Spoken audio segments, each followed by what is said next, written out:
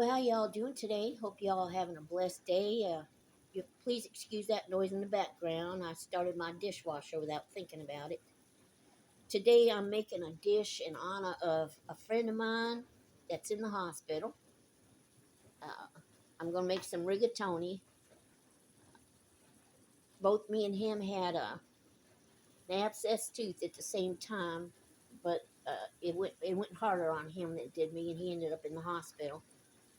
But he's feeling better now. But I've been watching some of his videos to give him his channel a little bit of support, which I do for several channels sometimes. And I noticed in one of them he said on Sundays his mom used to make rigatoni during football season. I also cooked for my boys during football season, but it was more along the lines of fried chicken and a regular meal, mashed potatoes, something like that. Not a one pot wonder kind of thing, which would have been a whole lot easier.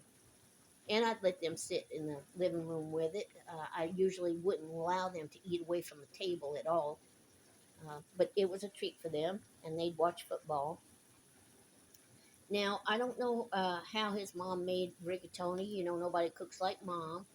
He mentioned that it was homemade spaghetti sauce. That the closest I ever came to that was when I grew my own basil and oregano, and I would use a can of tomato paste, some water, and some diced tomatoes, and I'd make my own that way.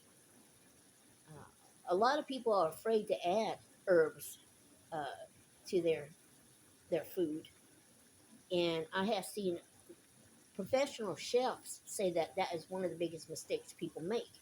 They are afraid to add herbs that they're going to overdo it.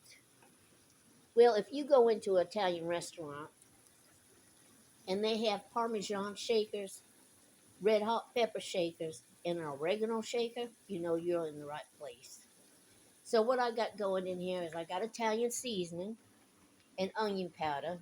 I'm out of garlic powder because they didn't have any in stock last time I ordered this stuff.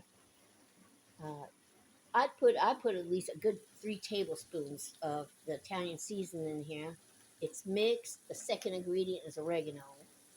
At least 3 tablespoons, and then some on top if you want. I mean, because that's the way the Italians eat it. And I got black pepper, and I put some pesto in there to get basil in there because it happens to be one of the last ingredients in the mixed Italian seasoning. Got my rigatoni going. I'm going to add some diced tomatoes and a little bit of spaghetti sauce to it.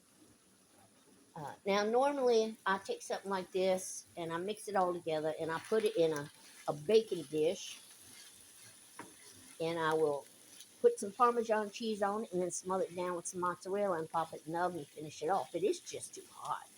It's just too hot. Uh, we're in a heat wave right here. So it's going to all be done in one skillet.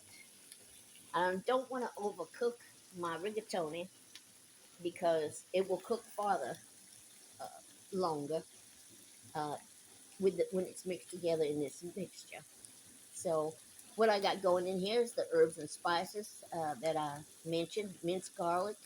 I have onions, red and green bell pepper, and again the pesto and stuff like that. Some olive oil. So I'm gonna mix this all up.